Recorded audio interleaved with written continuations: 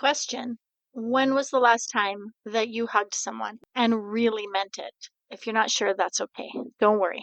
We're going to sit down today and quickly talk about the wonderful world of hugs. Be right back.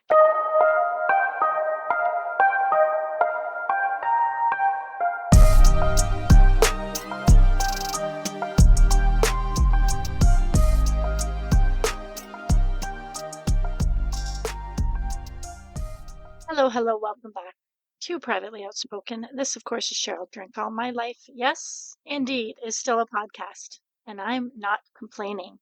This summer has been one of reflection. It's been one of experience. It's been one of making memories. It's been one of possibly some regret. I am in a different space right now than I even was before summer. So we'll see how that unfolds. My life and my reflections and my inner space and my outer world, how that's going to come out within my podcast. And I'm interested and sort of undecided on what parts of me that I'm going to share. But regardless, I'm excited. I love recording my podcast, being in this space. I love when I get messages that people have listened and got something out of it. It makes me feel just fantastic. And it's also very empowering for myself in the same way that I actually hope that it inspires others. In the meantime, today's topic is about hugs. Like the best thing ever. They are these little bundles of happiness.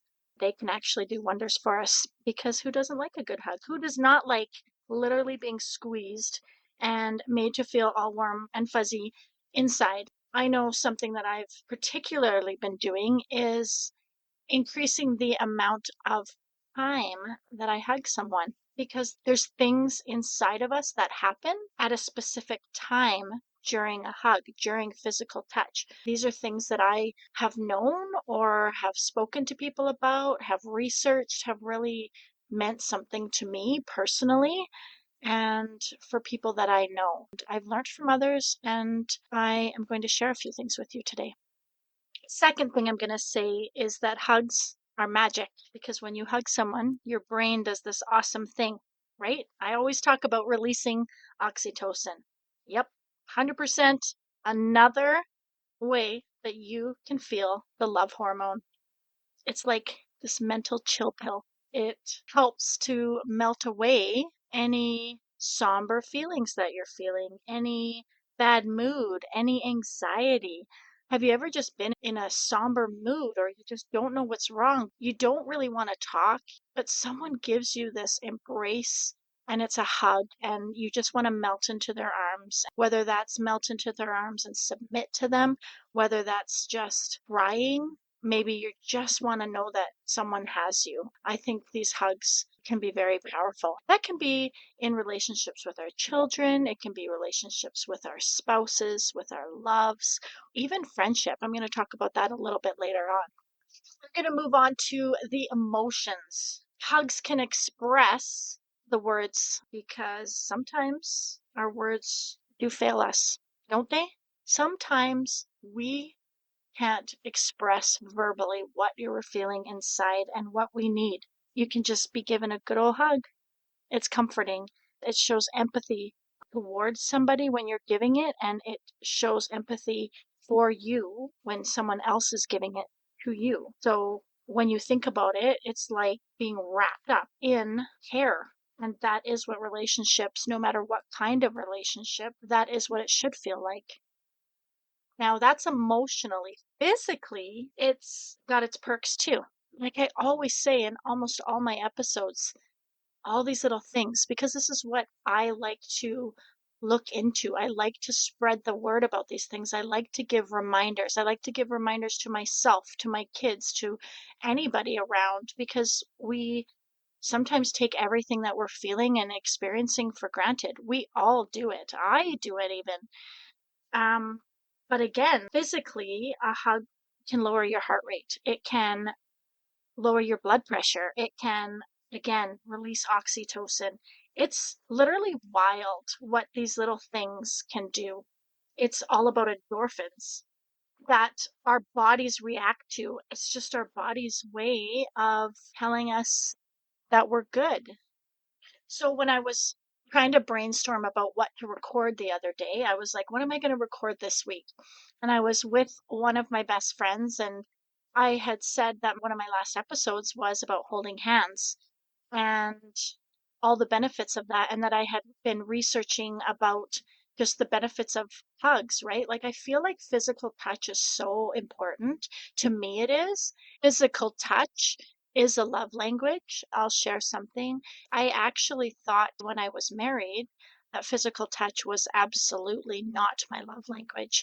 And it is my love language, very much. The hugs and the hand holding and the kisses and the comfort and all those things are very important to me. It just happened to be within that relationship. And I do think that your love languages can change within specific relationships.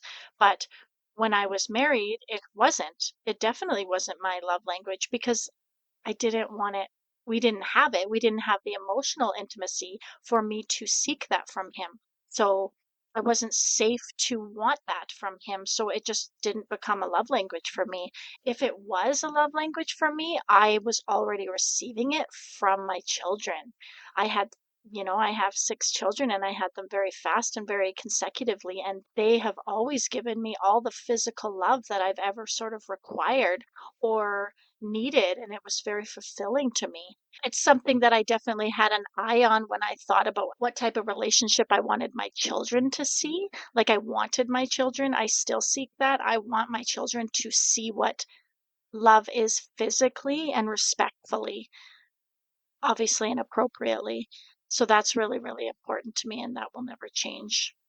I think things like that are very healthy for your children to see and feel, so that they develop healthier relationships in their futures.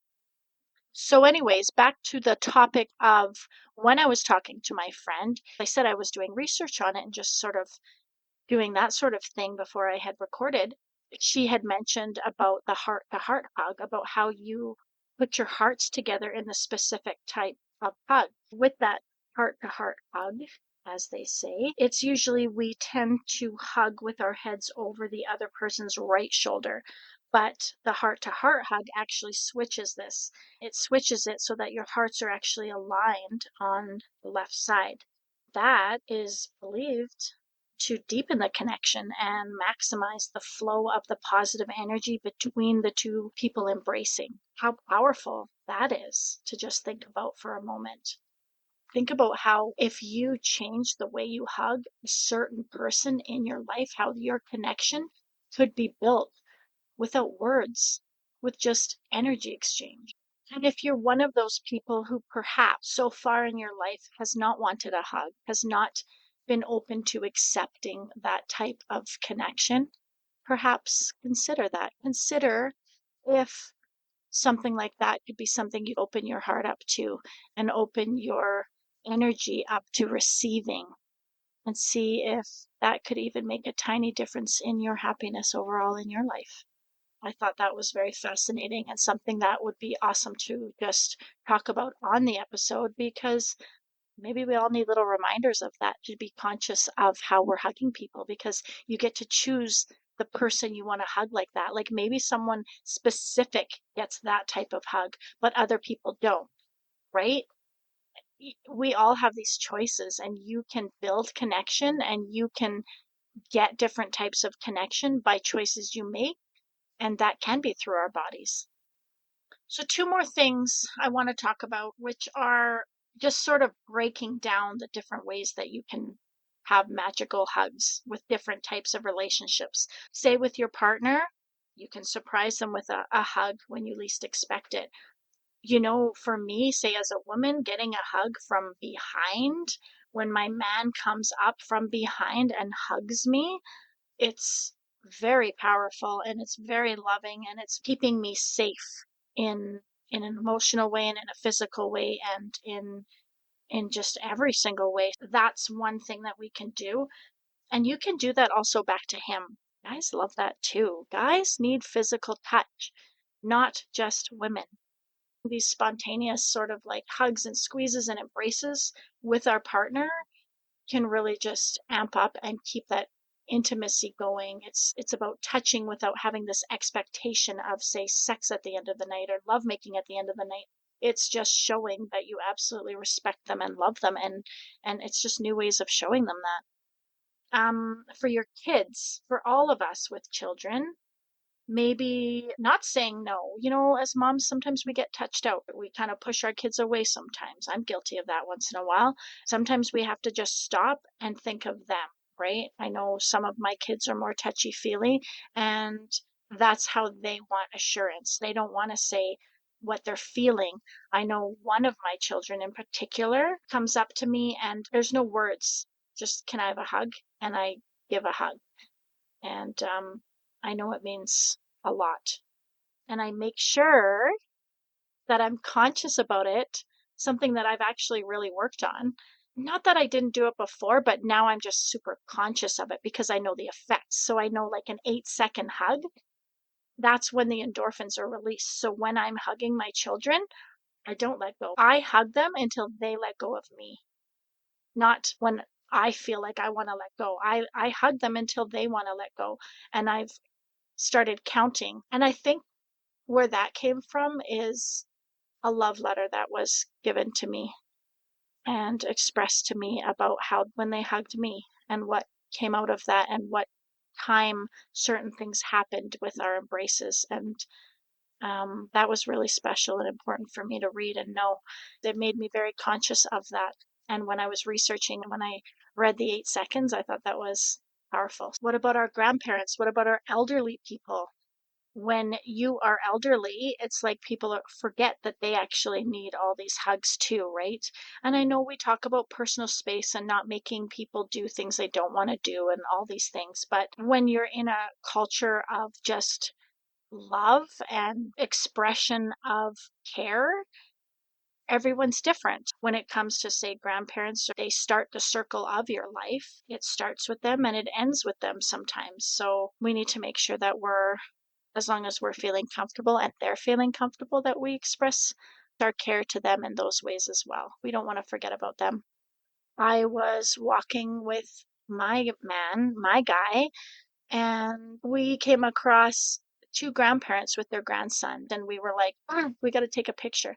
They were just walking with him, and then at some point, I think the grandma had said, Grandpa will put you on his shoulders, and we sort of giggled and we're like, he's probably like, what the heck? Anyways, he absolutely did. He put his grandson on his shoulders, and we were in a forest. We let them go ahead, and we just wanted to, like, take a picture of that moment. We were talking, discussing it because it did seem special, seeing these moments that are important in our lives. They are the things that matter. It's not the things that matter. It's not everyone else. It's not the society. It's literally feelings are everything. Love is so powerful. I mentioned that I was going to touch on hugging friends or acquaintances. Sometimes it's a gesture of just being friendly, not that you're big friends, right? Sometimes it's just a way that you can be friendly and it sort of warms up the conversation. It makes a good first impression. It makes people less uncomfortable sometimes in awkward situations, but then also sometimes it makes people feel more awkward if they don't want to hug. So you just sort of gauge that, but that's something that we can sort of have in the back of our minds too, that hugging our friends is important. When I see my girlfriends, I want to hug them. Every time I get together with any of my girlfriends, we all hug each other. It's important.